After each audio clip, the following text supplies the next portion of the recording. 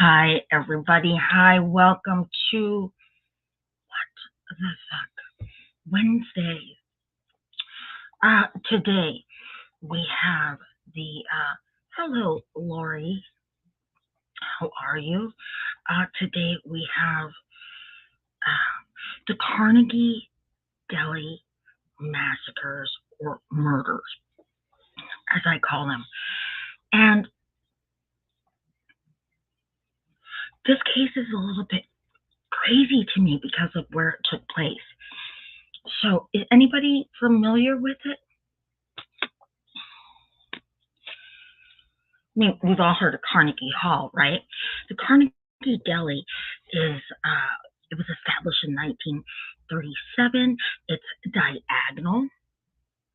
diagonally across from Carnegie Hall, or it was. It's closed now. Hi, Lethargy. How are you? Welcome. It did close in I think 2016 amidst a really ugly divorce. Um, the wife was one oh, you're in England, so you've never. Well, I do cases from all over the place, and I always tell people if there's a case that you'd like me to take a look at, then just put the name of it in the comments, okay? But you've heard of Carnegie Hall, and it's in Midtown Manhattan, right? Let me just fix this a little bit. And so the Carnegie Deli was opened, and I can show you some pictures. It was opened in 1937, and hailed to have been one of the best places that you could get pastrami in New York City. It surrounded, or was surrounded, like I said, it closed because of a really ugly divorce between the owners.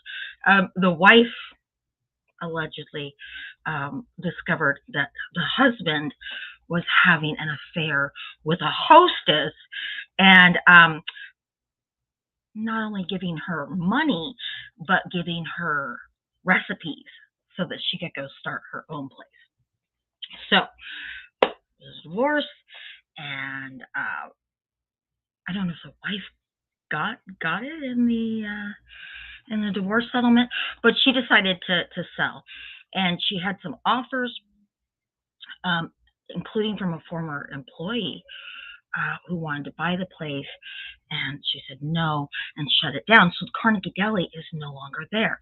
But the Carnegie family, owned this building, and this building had apartments. It had 6 floors of apartments above it, and on the 6th floor is where the murders took place in 2001. But the Carnegie Deli is much missed.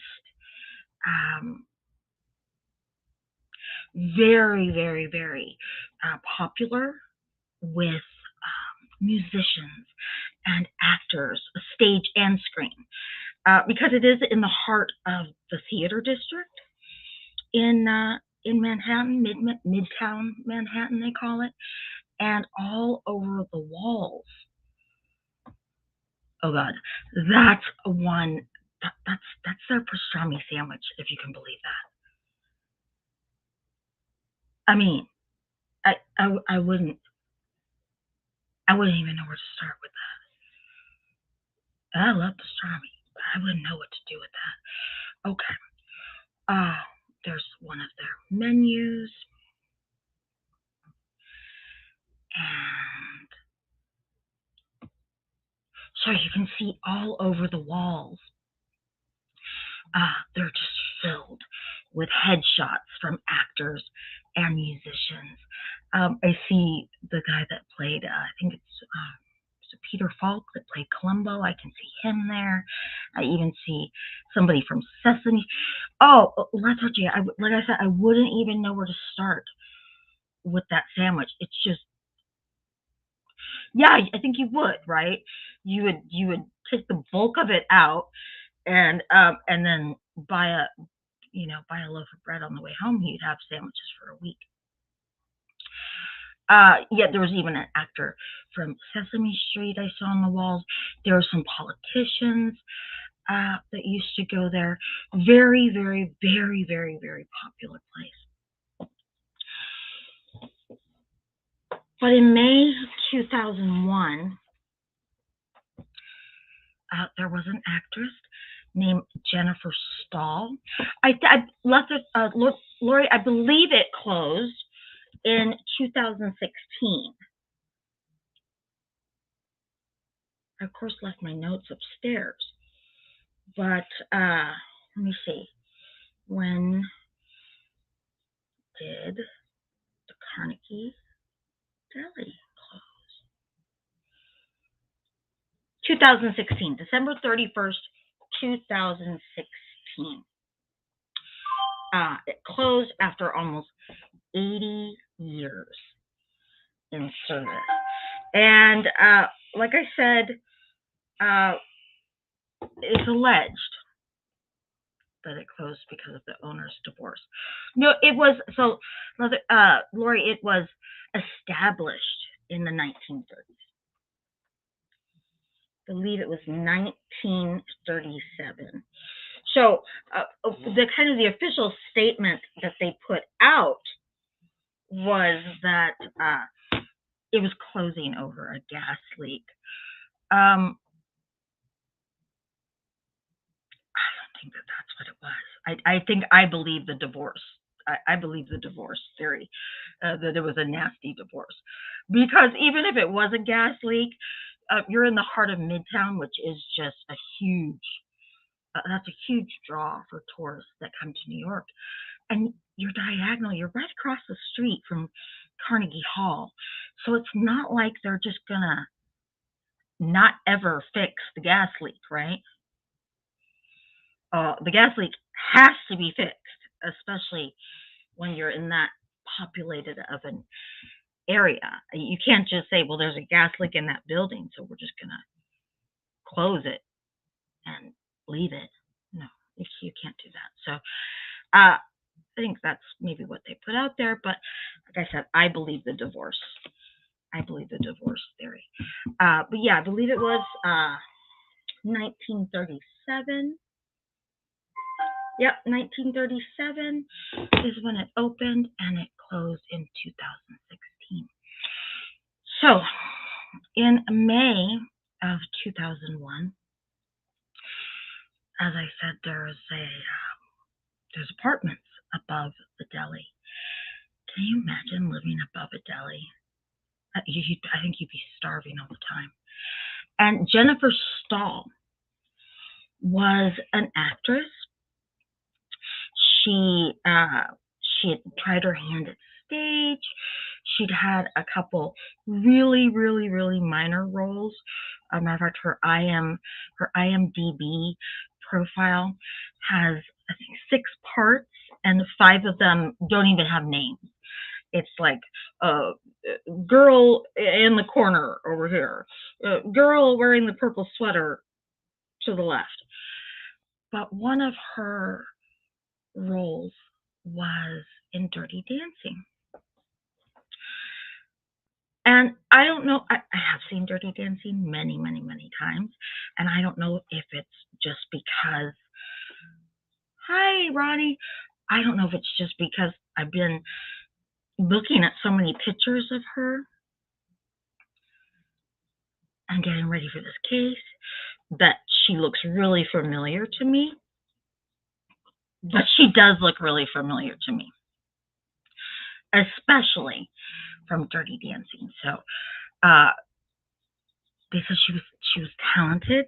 She actually got the role in Dirty Dancing by herself. She booked it. She didn't even have an agent. But her acting roles were far and few between. And when this apartment became available over the Carnegie, right, Lethargy, she was in an iconic film, but just a bit part. She really tried her hand at some off-Broadway stuff.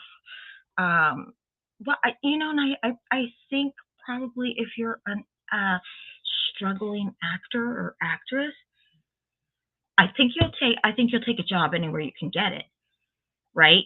If it's on the stage, if it's on the screen, if it's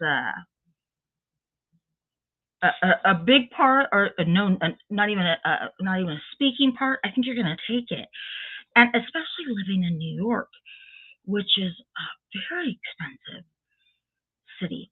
When this apartment became available over the Carnegie Deli, she jumped at it. I mean, she just jumped right on it because it is in the heart of the theater district there. Lori says she probably looks familiar from Dirty Dancing because she looks a bit like the woman who played Danny's dance partner. Yeah, you know what, she really does. And that lady, I can't remember her name, but that was kind of, I don't think she did a lot after Dirty Dancing because she actually married the hockey player, kind of a big deal, Wayne Gretzky. She married him and had like 4 kids. And in fact, now her daughter is engaged to Dwayne Johnson, who's a kind of a really big deal golfer, right? Gretzky, that's right. Um, so, but she does kind of look a lot like that other actress did. You think Lethargy says she recognizes the clip. She thinks she was the one that carried the watermelon. I don't know. Now we're probably all going to go back to the movie and watch it and just look for her, right? So Jennifer, she jumped on the opportunity to have the apartment over the Carnegie Deli because it was in a great neighborhood. It was in the heart of the theater district, and she did know a lot of people that were in the industry, even though she hadn't done that much notable work herself. She knew a lot of people. Uh, by all accounts, just a really, really likable girl. And she had always had a passion for music. So when she moved in above the Carnegie Deli, she kind of started morphing more towards creating music. And even though the apartment wasn't that big, there was a little area off of the living room. I kind of liken it to, maybe could have called it a breakfast nook or something. It kind of went living room, then this little nook, and then the bathroom, and then the kitchen. It's kind of a long apartment. I don't know if we can see, I don't know how much of the apartment we can see from the first picture. I don't think much. Well, just you can just see a little bit of the first row of apartments. But the Carnegie Deli itself, if you look in the inside, you see that it was more long. It was elongated. It wasn't necessarily a perfectly shaped square, right?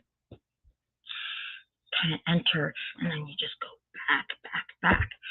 So that's how the apartments were above it. And in this little nook, she created like a little recording studio.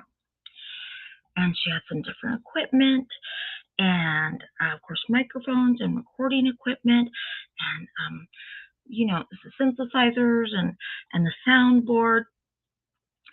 And people would come over and she would lay down tracks.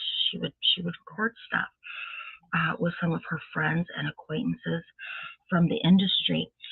And Jennifer, she's not working a lot as an actress. And I've watched a couple shows, a couple different homicide shows about this, little documentaries. And one of her friends said, most actors and actresses all have side hustles, and Jennifer wasn't different in that regard. She had a side hustle to pay the bills, and that was dealing marijuana. She was dealing marijuana out of her apartment on the sixth floor, and she dealt, I guess, a really good grade of it. I don't know how you kind of premium stuff. It wasn't just stuff that you could get on the street corner. She didn't deal it on the street. She really dealt to her friends and people from the industry. A lot of people would come, roadies and stuff like that. They would come to her and get marijuana for bigger name actors. But I've also heard that a lot of the actors and studio grips and crew from SNL would also come to Jennifer and get their weed because she was discreet. And the deli, the Carnegie Deli, actually provided a really good cover for this because the deli was always so busy. It was just always packed. And the door to get into the apartment, you had to be buzzed in, but it was just to the side of the deli's entrance. So this is of course, the deli's entrance right there, and then over here to the side is where you're going to have the entrance to the apartment. And a couple of her friends said that they were kind of a bit worried because they noticed that there was just an increasing amount of foot traffic to her apartment. And she was in her late 30s and lived alone. She had a boyfriend, but he wasn't a live-in boyfriend. Their relationship was kind of on and off. It was violent at times. And one of her friends suggested that maybe she should get some help, that there should be somebody around during the times when she would deal. A little bit of security, if nothing else, just another person present, you know, a man, a guy. So Jennifer was always willing to help people. It's even said that she gave marijuana away to AIDS patients, cancer patients. She would just give them marijuana to try to help them feel better and be able to eat. And her friend said she would, you know, she didn't have a lot of steady work herself, but if she ever heard that somebody was looking for work, she would put the word out. If she knew a lot of people, gosh, that sandwich again, right? So she was, by all accounts, just a really, she was a sweet girl, and she was helpful, and she was a good friend, and she was also a dealer of marijuana, and that ended up being her downfall. On May 10th, 2001, Jennifer is in her apartment, and she's with 4 other people. And up on the top, you'll see where it says survivors.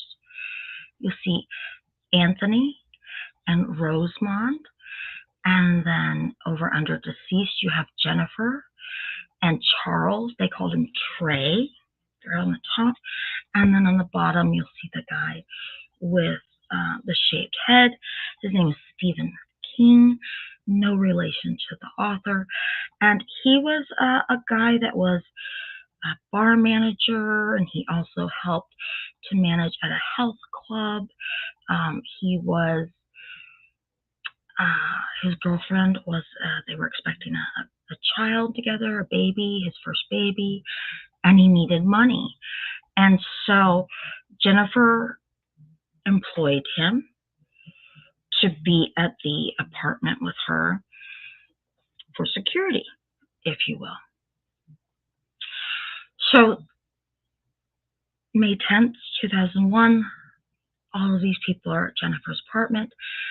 Anthony, up at the top, one of the survivors, he was actually a hairstylist, and he'd come over to give Jennifer a trim, and he thought, I'll probably get some weed, with it. I'm a hairstylist, so, we barter. If I can do something kind of under the table for cash or for weed or whatever, then it's money I don't have to tell anybody about. If I get weed, that's great because it's money I don't have to spend out of my own pocket. So he was there to do that. Rosamond and Charles were a couple, and they were relatively a new couple. They had met in the Virgin Islands, where Charles was. He loved being on the water, and he had hoped to get his captain's license. But when he met Rosamond, he was there helping troubled youth learn how to sail and how to swim. And he was just going to stay there. His sisters, he has two sisters that survived him, and they said, it was kind of like he was looking for the next thing. He was ready to start another chapter in his life, and he wasn't in any hurry to leave the Virgin Islands. If he could find work there and a way to legally stay there, he wasn't in any hurry to come back. And he met Rosamond on New Year's Eve, and they decided to come back. And Rosamond was a friend of Jennifer's. So when they came back to New York, Jennifer put them up. She kind of gave them a place to stay while they were going to figure out what they were going to do next. I don't know if both of his sisters lived in Boston, but one of his sisters did. He called her when they got back to the States, and he said, "Hey, I'm back on land, and I'm with Rosamond, and we're gonna try to get to Boston and see you really soon." And that never happened. So the night of May 10th, all of these people are at Jennifer's apartment. They're drinking beer, they're drinking wine, smoking. Jennifer is dealing. If she gets a phone call, she's dealing. She's supposed to meet a friend of hers for dinner later that night. And they get a buzzer. There's like an intercom system for these type of apartments, because you have to be buzzed in through the door. And the intercom buzzes, and Stephen, the bodyguard, goes over to the intercom, and the person on the other end says, "Yeah, it's Sean." And so Jennifer gives Stephen the okay to go ahead, and Stephen buzzes Sean in. Sean's not alone. Sean is with a man we would later find out is Andre Smith. Both of these guys had criminal backgrounds.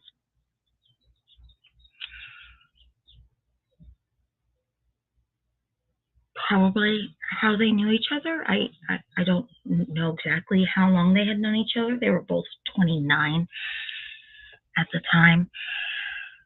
And this is the part that kind of boggles my mind.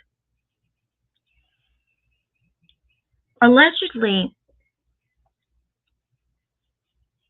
Andre had just had just had a baby with his girlfriend, and he was struggling to make ends meet.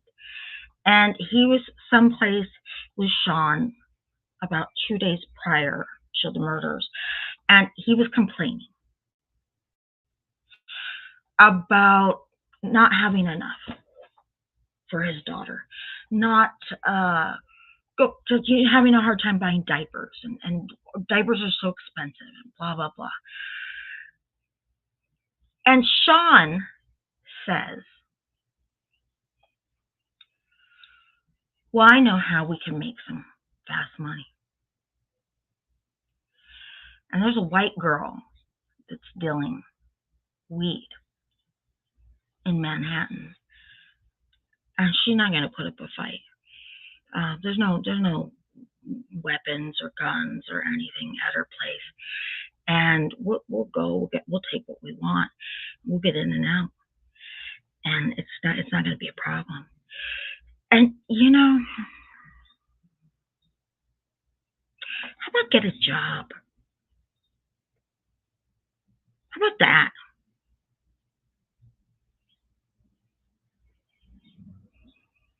How about talk to your family? How about use protection before you go have a baby that you can't afford?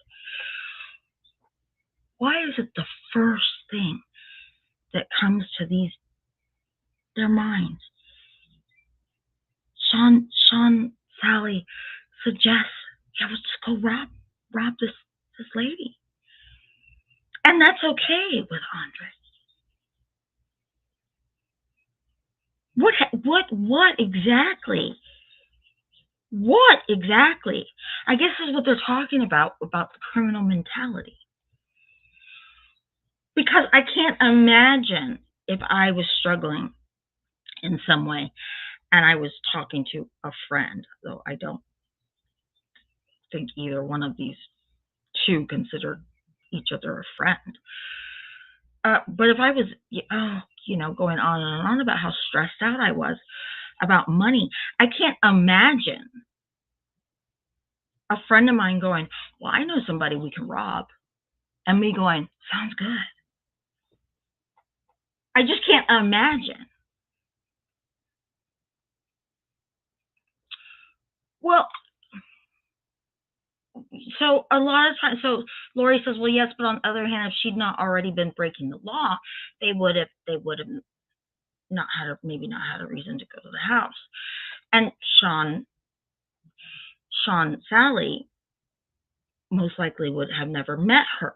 He met her because he was doing he was a roadie of sorts for a band, the George Clinton Funkadelics, something like that, kind of a band that moves around, goes on the road, plays different clubs and whatnot. And so Sean Sally would set up equipment for them and load equipment on the buses and travel with them, and he'd get them weed. No, he had done that a couple of years before. So he had gotten fired for assaulting a woman on one of the tour buses. And the members of the band actually were pretty reluctant to come forward and even talk to the police because they were really worried that Sean Sally would retaliate because they considered him a really violent, unstable guy. But that's what he did. And, and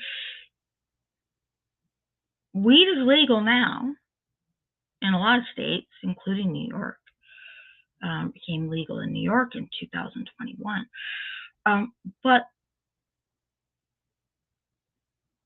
it's not uncommon for musicians and actors and creative types, artists, to dabble and use other substances, right? And the majority of the time, they're not going to go get it themselves. They're going to send an assistant, or some kind of lackey to go get it for them. So that's how Sean Sally knew of Jennifer, because she really did. She would deal to her friends, and then it was pretty exclusive. She just didn't deal to anybody off the street. And I mean, she dealt with people that were in the industry or their people who they would send. So she knew Sean from that.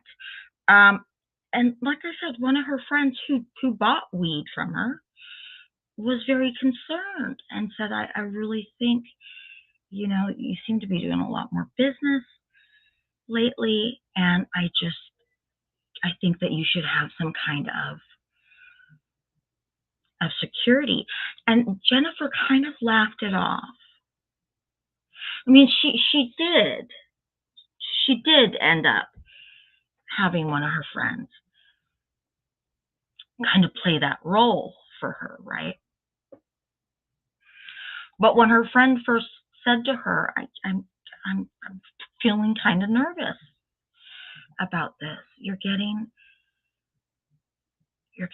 like busy, and Jennifer said to her, "Listen, cocaine gets your door kicked in the middle of the night. Marijuana doesn't." And I think, she might have some point. She might have had a point there. I don't know. I've never dealt either one of them, but I think you're dealing with a different caliber of people than crack or cocaine.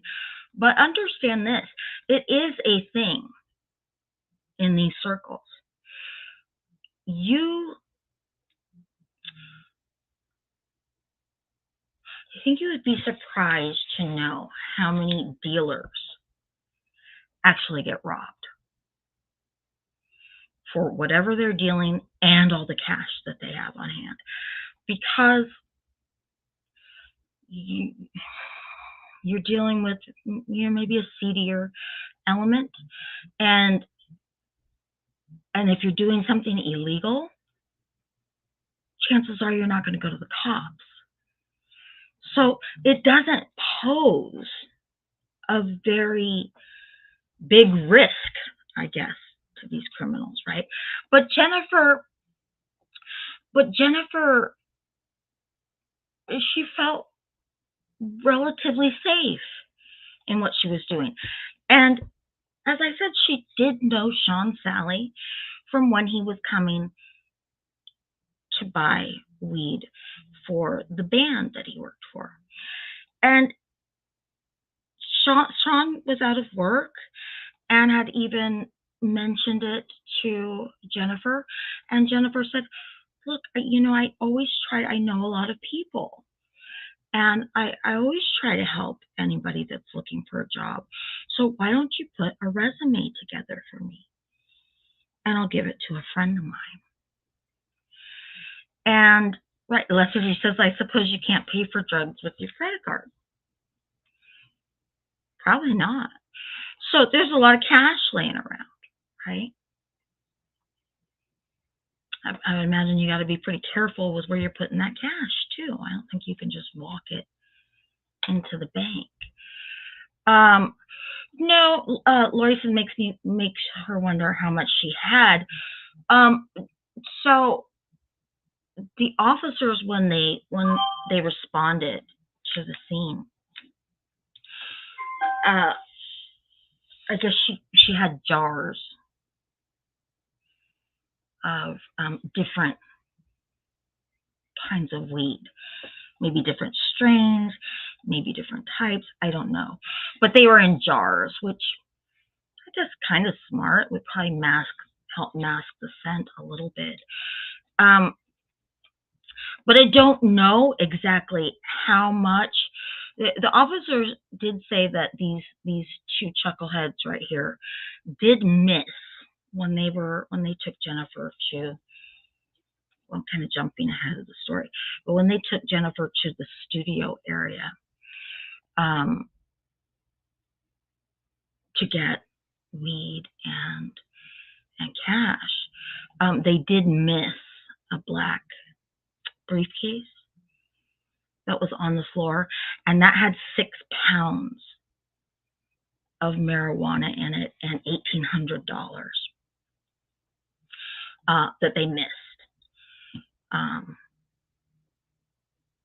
Probably didn't know about. It's probably not something that if she already had weed in these glass jars, I'm sure that people would probably say which one they wanted, and she would get the weed out of the jar. I mean, I'm just assuming here, and bag it up, and then get the cash from them. She probably wasn't, going into a safe or a suitcase, so they probably had no idea that there was even money in there. But so Sally rings the buzzer, says it's Sean. Jennifer says, yeah, it's okay, let him in.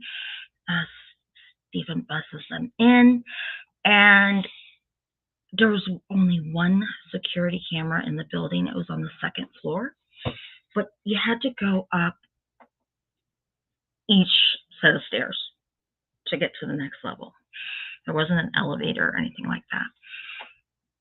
You see them come up in the footage. You see them come up past the security camera. It's really fuzzy. I've had it. I can't tell if they're masked. It says that they're masked. I can't tell from the footage when I've looked at it, but I think it would be maybe a little suspicious to come into a building when you've already used your name to gain entry and then come in masked. I guess I don't get that, and I think it would draw a lot of attention. In 2001, if you were wearing a mask now after COVID, I don't think it would cause a lot of attention, right? But back then, I think it would have caused a lot of. I think people would have really stared at that. I've kind of always wondered about that, actually, when bank robbers, go in and they're masked up and stuff, and I just think, my God, people are probably looking at you from the parking lot, right? This happened in 2001, Lori. In 2001, but like I said, nowadays I don't think if somebody was wearing a mask, if people wouldn't think twice about it, because even though we're not under mask mandates anymore, at least not where I live, you still see a lot of people with masks when you're in public.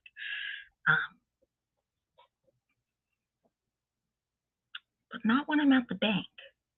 So I think that would make me I think I would leave if I could. I think I would definitely be like, oh, I forgot something in Oregon, and I would just get the hell out of there.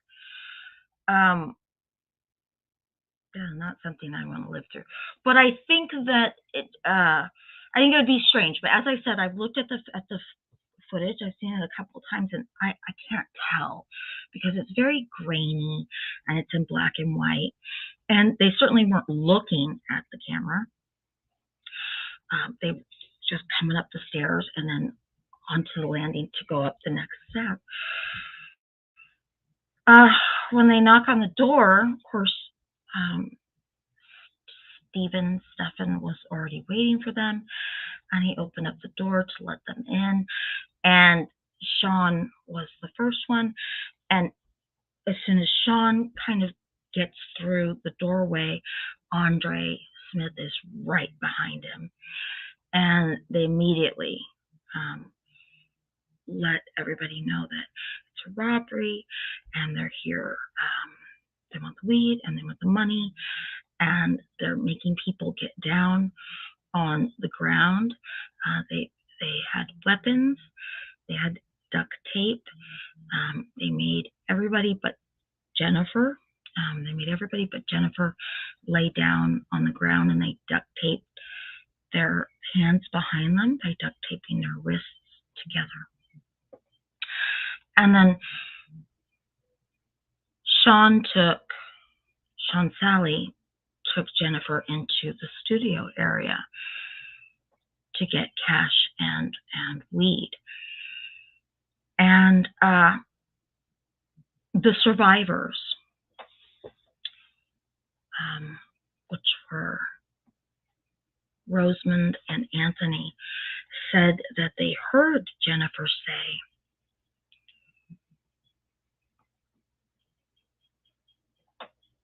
"Take everything. Take everything that you want. Take it all. Just don't hurt anybody." And then they heard gunshots. And when Sean Sally came out of the studio area, you never did find. So Sean Sally and Andre Smith, of course, blamed each other for the shooting, and never admitted. Well, Sean Sally said that he was really nervous when he was in the studio area with Jennifer, and he was shaking kind of uncontrollably, and his gun accidentally went off. So he admits to the gun discharging while he was holding it, but he says it was an accident. But as for the other 4 people that were shot, both Andre and Sean Sally blamed each other. They both went down. They both went down for everything together. But you could never determine who did what. But because it happened during the commission of a robbery, burglary, anybody that dies during the commission of something like that, whether you pull the trigger or not, if you were a part of it, you're going down for the murder. Yeah, so Leverage, I wondered the same thing. And the medical examiner came in and she said, when Sean Sally said that, she said it was bullshit. It was such a lie. Because for him to say, "Oh, I was shaking, and oh, I was so nervous, and this and that, and the gun just went off," and she said, "No, because Jennifer, they can tell how close a weapon is to somebody when they get shot, based on blood spatter and sometimes burn marks that'll come out of the weapon when it's discharged." And she said Jennifer was shot at very close range. But I had wondered the same thing. I thought, why? If what they said, who knows if we can even believe them? If what they said regarding their conversation is true, and Sean Sally said, I know this woman, this white lady, and she deals marijuana in Manhattan, and we'll get in and out, no problem. There's no weapons, there's no security, there's nothing. We'll just go take what we want and get out. Then why? And then I was like, well, yeah, true. But she did know who Sean Sally was. But she was dealing marijuana. Would she have gone to the cops? Would she have gone to the cops? He didn't take all of her weed, and he didn't get all of her money. There were jars and jars and jars and jars of marijuana in the apartment. There was $1,800 cash in the suitcase, and 6 pounds of marijuana. It's not like she couldn't have just started back up again, right? So would she have turned him in?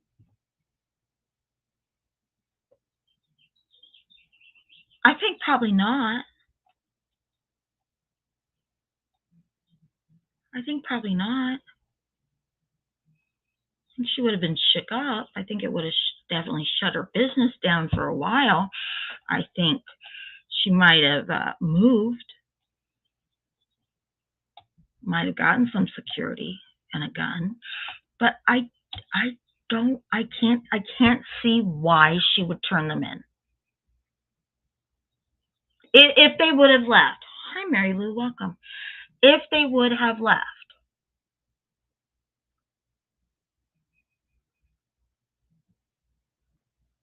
if they would have just left with what they had taken and not hurt anybody, I just don't know that she would have ever called the guy. I don't think there would have been a reason. She would have continued, maybe, to sell the weed, right? At least, I mean, it might have scared her enough for her to get out of doing it altogether. But she would have had to unload what she had left, right? So, yeah, and I think, she probably did become dependent on the money to some extent. But like I say, it might have been enough to scare her to just get out of the business altogether. But she would have had to get rid of that 6 pounds at the very least.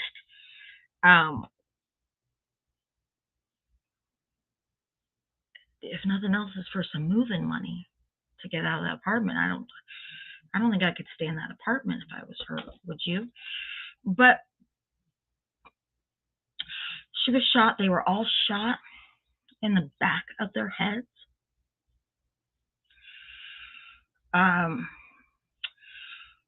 The only reason that for some reason, Anthony, one of the survivors, the bullet just didn't penetrate the skull. And then for Rosamond, right before she was going to be shot, she decided that if it was the last thing that she was going to do, she was going to look at the person that was ending her life. And so she turned her head to look at who was shooting her. And when she did that, the bullet just grazed her skull. Jennifer, so Andre and Sean Sally leave. They have a duffel bag with however much weed they got, estimated somewhere between $800 and $1,000 cash. Really, even in today's numbers, still not an awful lot. Certainly not worth 5 lives, 3 lives. It would be about $1,400 today if it was $800. So not a lot. They leave. They're seen. See them on the video camera, and they're really moving to get out of there. And Anthony, he's scared. He said he wasn't sure about moving because he didn't know if he moved, if he would lodge the bullet someplace where it shouldn't be, or if the bullet would move. I just can't even imagine what you're thinking at that point, right?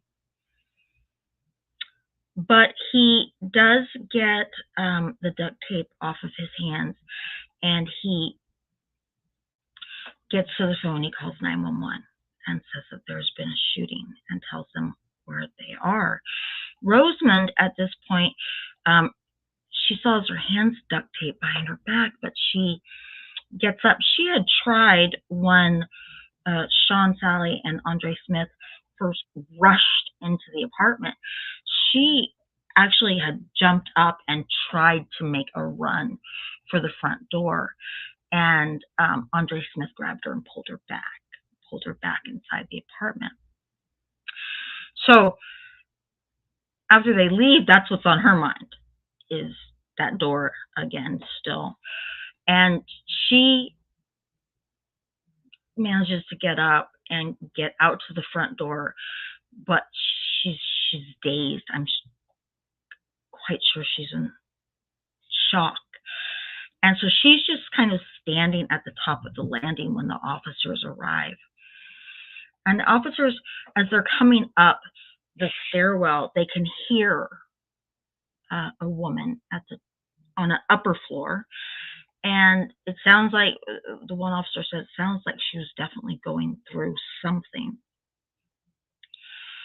And officers said when they got to the top, here's this woman, and she's covered in blood, and she has blood coming from her head, and her hands are behind her back. And the officer said, we just got there. We don't know what's happened. We don't know if she's a victim. We don't know if she's a suspect. We don't know if she's got a weapon behind her. And so they told her to put her hands where they could see them. And they said she was just no response from her. She just kind of gave them this dumbfounded gaze. And they again asked her, show us your hands. And at that point, she just faints. She just passes out. And when she falls down, the officers go up there. Then they can see that her hands are duct taped behind her back. And they go inside and they find Anthony, who of course had made the 911 call, and Charles / Trey. They find him. He's dead from a gunshot wound to the back of the head. So is Stephen King is found dead as well. As the officers are making their way through the apartment, they come to the studio area and they find Jennifer. And she's still breathing, but she's really struggling. So they get those three to the hospital immediately. And they're trying to figure out what happened. And meanwhile, the officers and detectives say while they're in Jennifer's apartment and all this is going on, Jennifer's phone is just ringing like crazy, and it's friends leaving messages on her machine. One of her friends was really concerned because they were supposed to meet for dinner that night, and Jennifer had come up. So they were really worried about her and wondering where she was. And Jennifer died on the way to the hospital. So there was no way for her to identify Sean Sally. Anthony and Rosamond were in pretty bad shape. It took about 4 days before the doctors even okayed them for the police to come in and talk to them. And at that point, all they were really able to get was what they'd heard over the intercom. And that was when Sean Sally had buzzed the intercom and said, "It's Sean." And other than that, they were able to give, little descriptions of them. They were male, they were black, it was 2 of them, and kind of, what happened, what they were able to see, because they were lying on their stomachs with their hands duct taped behind their back. And of course, Jennifer was taken to another area. So the police really had nothing. And they said they figured out pretty quickly that she was a dealer from everything that they found in the apartment, but that she must have been more of kind of an exclusive dealer. She had certainly never come up on any radar or as a part of investigation. And So they start talking to people, neighbors. Did neighbors hear anything? Did neighbors see anything? They come across the the security camera on the second floor landing, which is how they got the footage of Sean Sally and Andre Smith. And they start talking to business owners in the neighborhood, definitely people in the deli. There was an employee at the deli who saw the guys come running out the side, that side entrance to where the apartments were, that you had to use that's alongside the deli. And they ran around the corner and jumped into a red car. Well, this is Midtown Manhattan, and you just can't park any old place that you want to park. And so, fortunately for the officers, knowing the area that was around the apartments and having the deli employee witness when the guys came out about 7:20, 7:30, and then immediately get into this car that comes out with them. They knew the car had to be close, and they knew that there wasn't parking allowed in any of those places. You're going to get ticketed, as one of the detectives said. People that live there know better, because you're going to get a ticket. And so they start looking to see if there was any parking violations, any tickets that were written. And they do come across one that was written for a red car, and the car registration came back to Andre Smith. They go to the home where the car registration was. It was a friend of Andre Smith, and this guy denies knowing Andre Smith. Never heard of him, don't know him, don't know why his car would be registered here.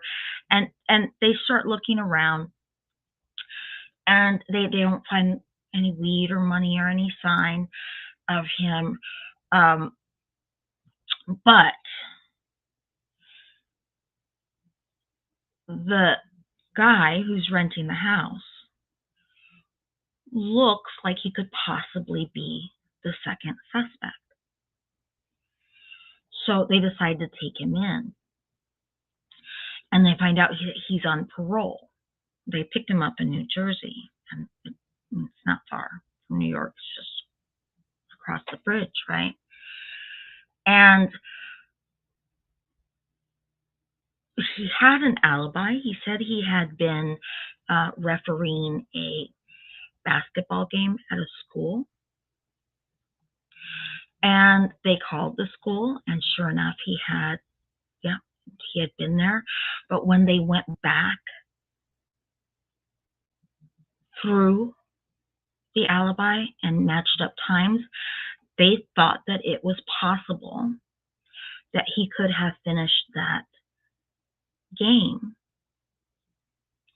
and gotten into Manhattan.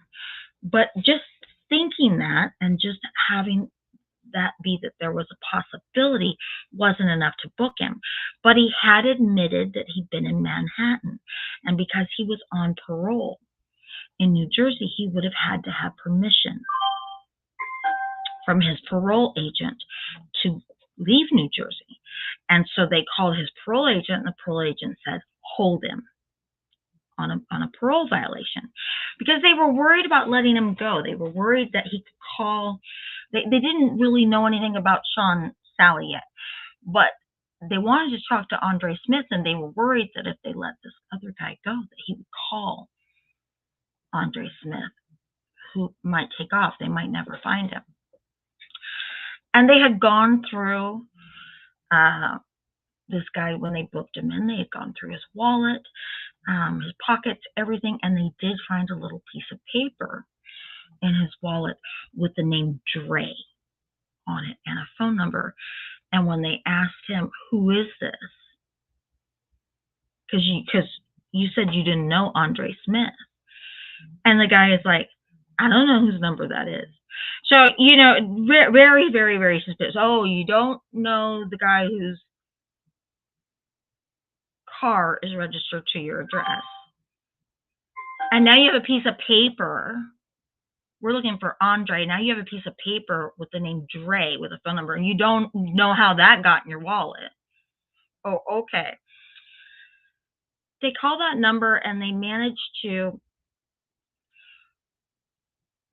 track down Andre Smith's girlfriend.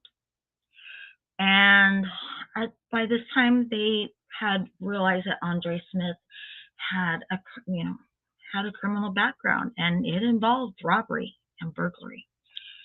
This was not his first time. And weapons charges. They go and they talk to the girlfriend, and he's not there.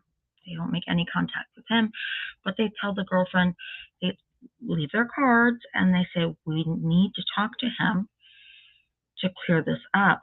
Have him give us a call. And they said they didn't expect much. Who would come? And 2 days later, he showed up at the precinct. And he denies.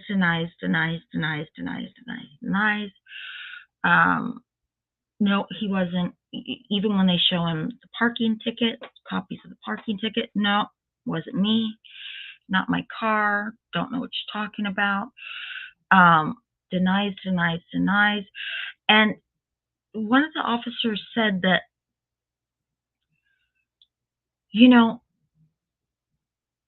we're trained to look for telltale signs when somebody's lying. And I mean, it was clear that he was lying. But usually people, especially when you're talking about murder charges, there's going to be some type of anxiety, and they're going to emit some kind of nervous energy, and they're really going to do everything they can to clear their names. And he said this guy was just flatlined. Like you almost wanted to reach over and to see if he even had a pulse, if he was even alive, human. He just had no response other than to lie. Well, that's a standard answer. I don't know him. Yeah, I don't know him. Yeah, that's the license plate of my car, but I wasn't there. I don't know where the parking officer, got the make, model, license number of my car. Because I wasn't, I don't know where they got all that to write that ticket that night, because I wasn't anywhere near there. So they know he's lying. And they had a female detective, and she said, let me go in and talk to him and see if I can find some kind of common ground with him. And so they let her go in, and she said the first flicker of emotion that she got from him was when he said that he had just recently had a baby. And so she used that little piece of information, she used that to try to kind of make a bond with him. And pretty soon it all came out. He admits that he was there. He said it was Sean. This is the first time they're hearing of Sean Sally. He said, I was with Sean Sally. It was Sean Sally's idea. And I drove him there, and I went up with him. And when we were in there, Sean is the one that killed, most of the people and made me participate. Now, they both had guns. So, that's not going to work. That's not going to work. If someone's pointing a gun at me and I have a gun too, and they're like, kill that person or I'll kill you, I'll be like, well, let's see who can pull the trigger faster, because I have a gun too. But excuses, excuses. And he said, yeah, I was having a hard time taking care of the new baby, and so we were just going to go rob her, and it all went wrong because of Sean, and I don't know where Sean is. So now they have a name for the second person that they're looking for, and they can't find him. Can't find him anywhere. He also has a criminal record. He'd been arrested um, in multiple states, and he had some robbery and gun charges as well in his background. And that's kind of a hard that's kind of a hard pill to swallow when you know that these people have been arrested for this stuff and have been in prison before, because sure, I think anybody can make a mistake. But when you get arrested multiple times for the exact same thing, having guns and stealing from people, robbing from people, terrorizing them, and traumatizing them, I don't have any sympathy for you, because you have showed me exactly who and what you are.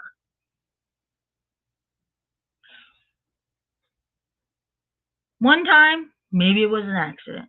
Maybe you slipped. Maybe you slipped and fell, and when you stood up, you had a gun. It accidentally went off, and then you accidentally had all the jewelry and money and drugs and whatever else you wanted in your pocket when you left, instead of saying to help the person you accidentally shot, right? Maybe one time I might buy that. Probably not, because I went to law school. But two, three, four, five, six times, no, you're a pig, you're a thug, you're a thief, and you terrorize and hurt people. And somewhere in your little sickness, you get off on it. Somewhere in your sick little, in your sick little sickness, you like it, and it's way better than working a job. Exactly. I don't care how bad your baby needs diapers. You don't get guns and rob people. I don't care what they're doing. That's not your business. That tells me that you're even a worse person, because you're going to pick on somebody that's vulnerable because you think they won't do anything about it. And she didn't. She said, take everything. Just don't hurt anybody.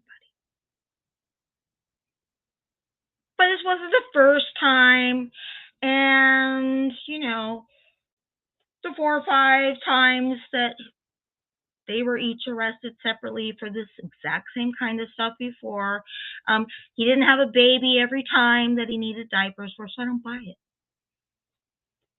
Yeah, and you don't accidentally shoot 5 people who you duct tape their hands behind their back. It wasn't an accident.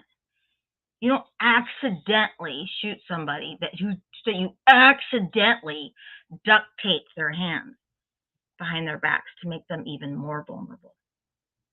And I don't care what the reason was. Because if somebody shot one of my friends because they had to buy diapers, you think that I would go, oh, okay, that's all right. Oh, well, poor you. Probably hard to get a job when you're a robber. Well, those are choices that you made. Doesn't mean you just keep robbing. You're robbing people. Burglary, robbery, and weapons charges. At some point, that's gotta end up to not be a good thing. And look what happened. And I don't care what she was doing. She was up there minding her own business. She wasn't out robbing people. When people say, well, That's like saying that a hooker can't get raped because she's a prostitute. Yes, they can get raped, and that's their body. And just because that's what they're doing with their own body doesn't mean that anybody should be able to rob them, beat them up, and rape them because they probably won't go to the police because they won't want to say what they were doing to be in that situation. Right? So I don't care what Jennifer was doing up there. To me, that just made her more vulnerable to people that would think that way, right? Let's see. Lethargy says, I don't know about the U.S., but in the U.K., it's for the prosecution to prove a crime's been committed, not the criminal. Right. So a criminal, it's not their job to prove their innocence. It's the prosecutor's job to prove the guilt, right? But of course, any criminal defense attorney, you're going to come up with a defense. And these guys were pretty caught because when they used the duct tape, Sally, left his own fingerprints on the inside of the duct tape. And so he was pretty screwed when they pulled up his prior arrest records. They, of course, had his fingerprints. And fingerprints matched what was in the duct tape, but they couldn't find him. So in June, the officers say, you know, what we do, sometimes what we did in this case, when we can't find somebody who is obviously on the run, they had discovered that he had bought like calling cards. Do you guys remember? I don't know if they still sell them, when you could buy like calling cards and then go to payphones, I guess. You guys remember payphones? And he had left, and they were able to track the calling cards to different payphones, and it looked like he was heading from New York to New Orleans. I don't know if he had family there or what. And he called a friend of his from a hotel and said that he needed his friend to send him money. And the friend called the police, and the police got down there, and they said that they think they missed him by just a matter of minutes in the hotel. But what they found in the hotel, and I kind of think it's odd that he left this stuff in the hotel, but they found his wallet with his ID, and they found stuff from the burglary. They found money, and they found weed, and he had left it all there. And I don't know, I guess I could see leaving the weed. I guess you don't want to be high when you have everybody chasing you. Probably would like to think a little clear, but I don't know why you would leave the money or the ID. And then I thought, well, maybe he left the ID in case he got picked up.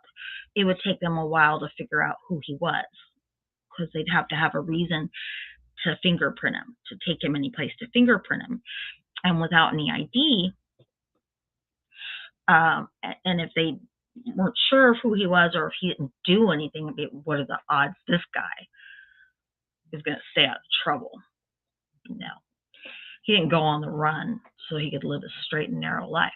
But it would slow down. It would slow somebody down, because I thought, why would he do that? But the money, I didn't understand why he left the money, especially if you're on the run, right? So at that point, again, the officers, they had just missed him. They couldn't find him. And they said, you know what we did? We went to America's Most Wanted. And we asked them to please do a segment on the case and get Sean Sally's face out there and what he's wanted for and where he was last known to be at. And it was just a couple of days that they got a tip that he was in Florida and he was staying at a homeless shelter there. So, they're not sure. They have to follow all the leads, but can you imagine all the leads that they probably would get in from something like America's Most Wanted?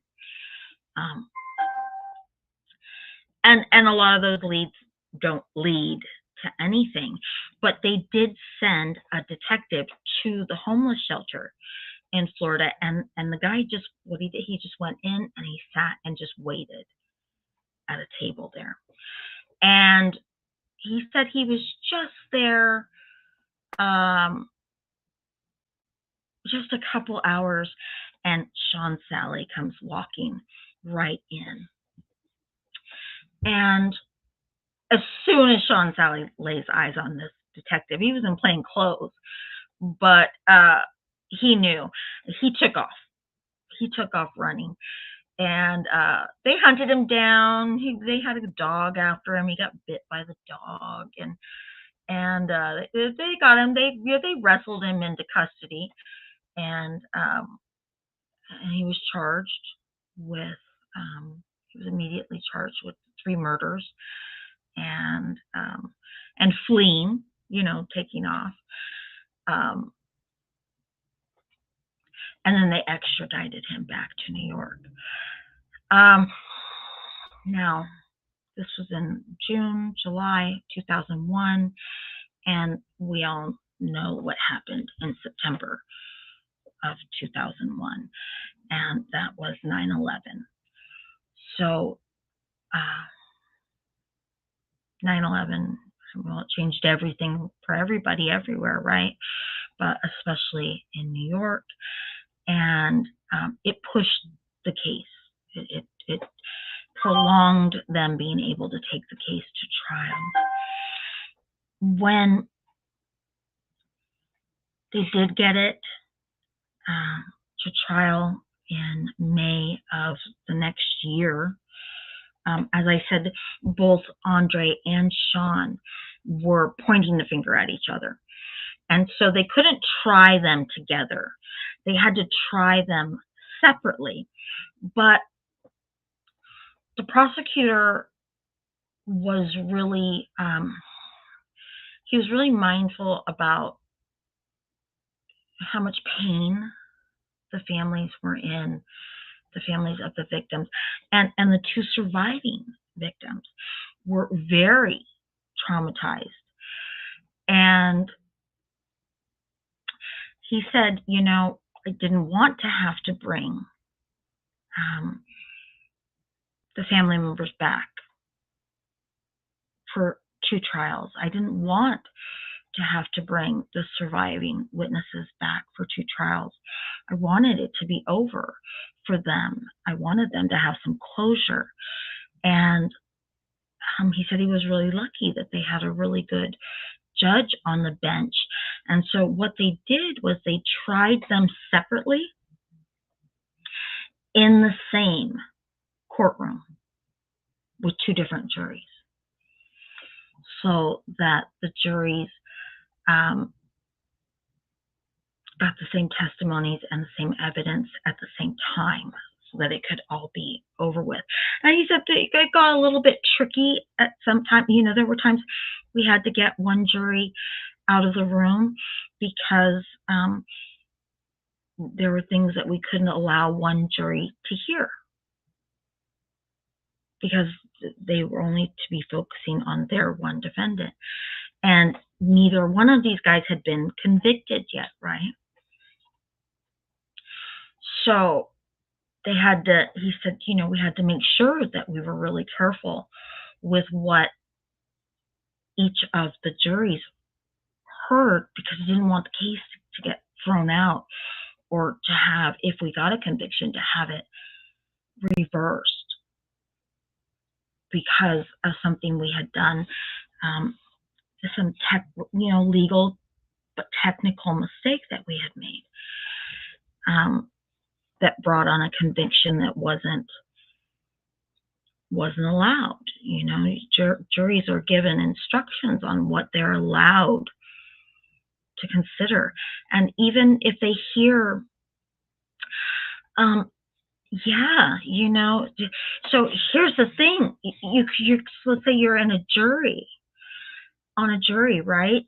And you can be sitting there and you can hear testimony from a witness, right? And all of a sudden, the defense or the prosecution will object to it, and they'll ask to have that answer stricken, has to be taken out of the record. And so the jury's heard it, and the judge will turn around, if the judge agrees, and the judge will turn around and say, essentially will say, you didn't hear that. You cannot consider that in your deliberations. That is not a part of the record. That is disallowed.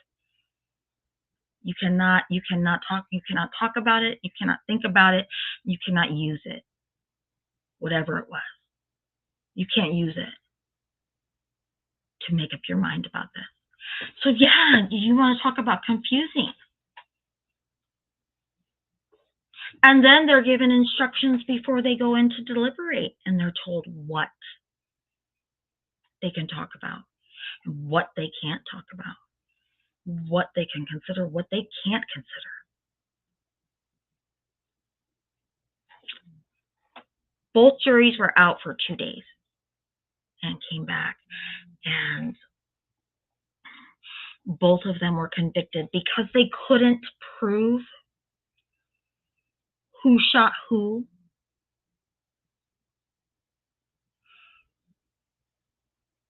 Instead of first-degree murder charges, they were given second-degree murder, but then there were gun enhancements, and there were the robbery, the attempted murders, right? So Sean Sally, I'm pretty sure, was in a little bit of trouble for fleeing. They essentially got life. It ended up being, I believe, 120 years each that they got. And Sean Sally was 30 at the time of the trial. Andre Smith was 31. So, I don't think they're going to make it to parole at 150 years. Or even if they were to get half of that, let's say that which you don't really get, you don't get half time for violent crimes, okay? So not even with good behavior would you get half time. You would still have to do 80%. So they're not gonna be alive to ever see parole. But what a senseless crime, and especially when you consider now that marijuana is legal. I mean, it's not legal everywhere, but it's legal in New York, and it's legal in California, and you can, I don't know about other places, but driving down the freeway and see a bulletin board where you have weed delivered to your house. You just place an order online, pay for it with a credit card. I guess you can pay for drugs with a credit card now if you do it that way. But how senseless. I don't know that it would have changed, if it had been legal, and which may have upped the fear of Andre Smith and Sean Sally of to go in there, because if it was legal, just like if prostitution was legal and you hurt a prostitute, um, she wouldn't be scared to go to the police, right? Because she wasn't doing anything wrong. And imagine that would be the same thing for a dealer, right? But I, I don't think that they were. I know they didn't want to get caught. And they've both already been to prison before. So I would imagine you don't want to go back there. I think a better way to handle that would be to not do anything to go back there instead of still going on and doing whatever you want and then just killing all the witnesses to what you're doing. That's not an okay option. Or if you needed diapers that bad, why didn't you go rob a store and take a bunch of diapers? How about that?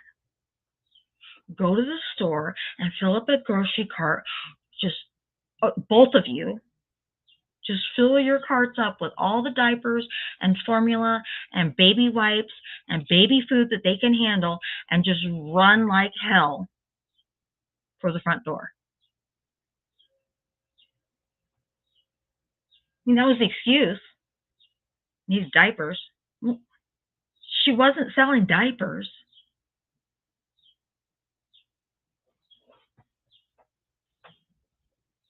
Just a bad situation all the way around. And I mean, weed being legal or illegal doesn't faze me either way. It's just not anything that's a part of my life. But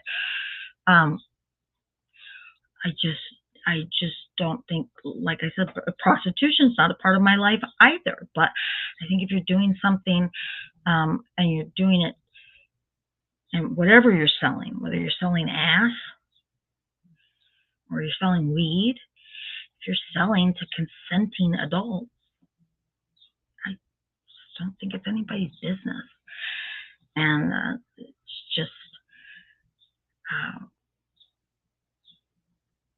just unfortunate all the way around. And I've read a lot of stuff about this case, and it said that a lot of people, when they were reading about the case and hearing about it, what a lot of people were saying was, oh my God, what if I had been there that night? What if I had been there that night, buying some weed or just hanging out, drinking wine with her, or in her little studio, just laying down some music? What if that had been me, right? And that's what a lot of people ask themselves. And honestly, when I do the research for some of this true crime stuff, even if it's not a situation or a time or a place, even if I know that there's no way that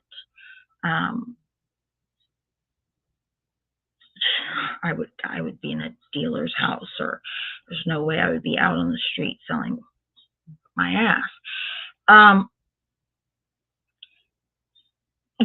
If I knew her and we were friends, regardless of if I smoked it or not, if I really liked her and we had other things in common, yeah, I might be over there having a glass of wine with her. I wouldn't be smoking weed. I wouldn't be selling it. But, if I knew her and she was a nice and decent person, would I hold that against her? No. When I do the research for these things, I just think that sometimes these things they're just so they're so senseless and sometimes so random, and you think, my God, it could really happen to anybody. You could just befriend. You could just befriend somebody that's going to be at the wrong place in the wrong time, and because you're friends, you're with them. And I think that's one of the scariest things, honestly, sometimes when I do the true crime stuff, is just how random it. Most definitely, there are definitely cases that are very pointed and clear of why it happened. Um, Affairs, money, stuff like people just kills me when especially the ones where people would rather murder their spouse than get a divorce. But still, is that random too? Could you just fall in love with the wrong person? I never once think that they would murder anybody, let alone you. But do you ever really know what's going on inside the mind of somebody else? And I'm telling you, it keeps me single. Anybody wants to know why I don't date? I got all kinds of reasons. But we can start with 48 hours and Dateline. Okay? Right. Tomorrow's never guaranteed. So that's it for our case today. These guys are no longer a threat. And these poor people. We have the ones that died. Jennifer Stahl, who was the actress best known for her role as a backup dancer in Dirty Dancing. And we have Charles Trey Hallowell and Stephen King. And then you have your two survivors, Rosamund, who was Hallowell's fiance, and Anthony Vader, who was a hairdresser. And there's Jennifer. And of course, this all happened above the iconic Carnegie Deli that was diagonal from Carnegie Hall. And that is no longer there anymore either. Not because of this. Not because of this. So that's it, my friends. That is it, my friends. I will see you next week with another case. And like I've said before, do you know what happened to the survivors after the case? No, I know that they both, Lethargy, I know that they both testified in court. So there's two documentaries, and depending on where you are, you may or may not be able to watch them. So there's one on, I wonder if I have it. I left my notes upstairs.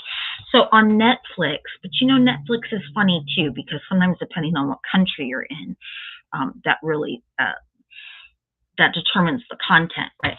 But Netflix has a show, and you can look it up. And this does not have the name, but anyway, it's a Netflix murder show. It's got a bunch of different murders on it, and you can look that up for the Carnegie Deli massacre. And then Peacock has a show.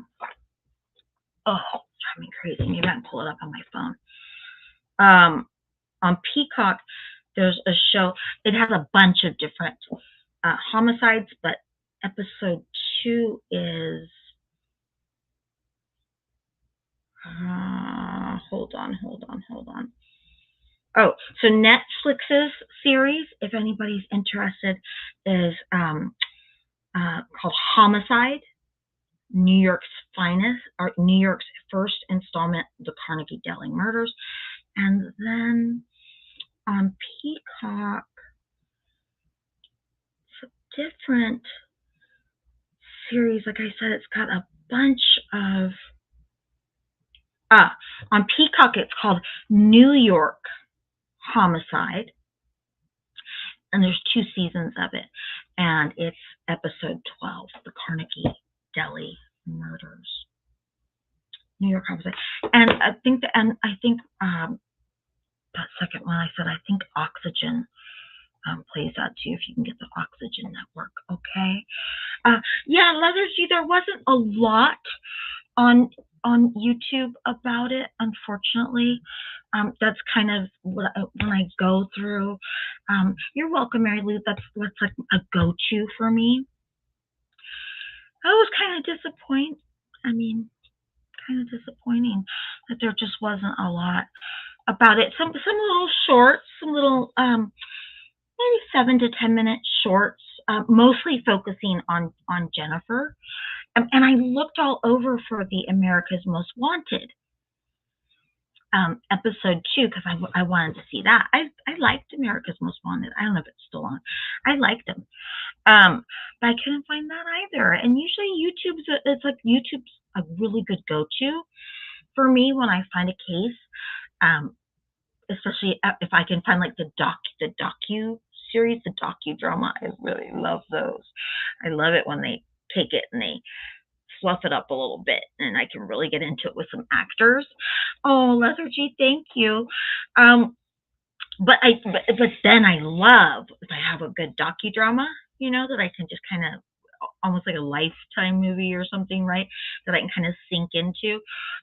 Then I go right to YouTube because I can generally find like the Dateline and the 48 Hours, right? Which is really good. True crime, it's really messed up, but it's really, really, really interesting.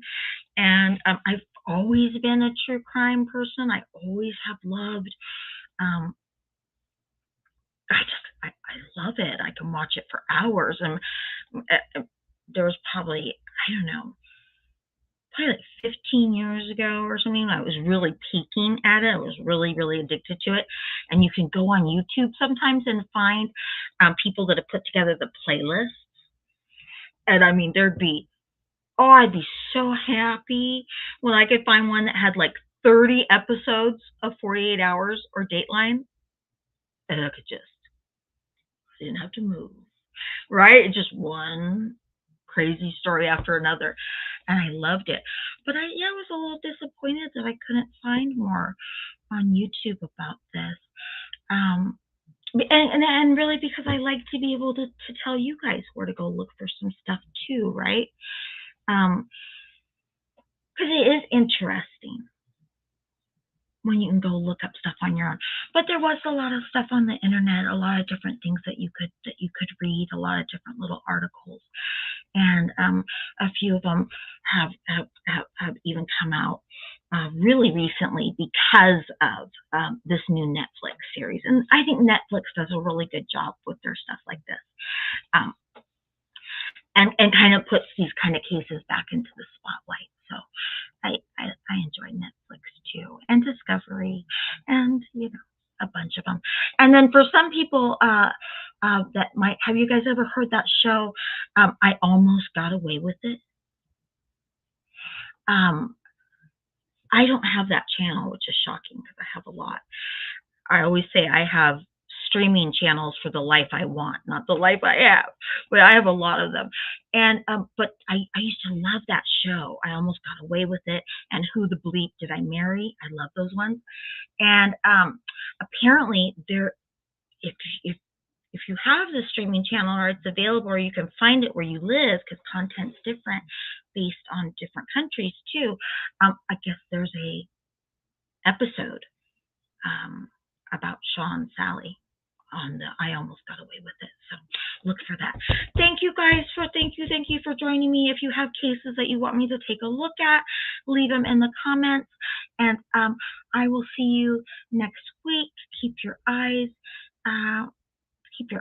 peeled, and I will post about the next case that I'm going to do and the link that you can follow. Of course, if you're a subscriber, I think you're going to get the notification anyway as soon as I post a new upcoming stream.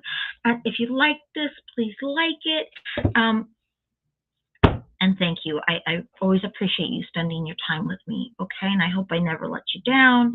And I'll always try to give you resources so you can go investigate and learn more on your own. And Lethargy, if you find anything good about this case, Kate, if you guys ever find anything that's cool, leave it in the comments for other people that come along and watch the video after, so that they know where they can find a documentary on it, or if somebody on YouTube is doing something. People on YouTube are doing fantastic things. If there's some great content creator that's doing that, okay? Oh boy, yeah, Ryan. So that's interesting too. I mean, there's a whole science to it almost, right? I'll tell you one thing that fascinates me. I'd like to look into it more eventually one day. Is and I think I'm going to mess it up what it's actually called, but when like state troopers or something like that, when somebody's really stumped and they don't have a suspect, right? The police or detectives or state troopers or whatever are really stumped, and there's that section of the FBI. Oh, I think it's profilers, the FBI profilers or something, and they take everything that they have about the case, or they don't know who, they have no suspects, and they take everything that happened with the case and they give it to these FBI profilers, and the FBI profilers come back with a profile going, this is kind of who you should be looking for.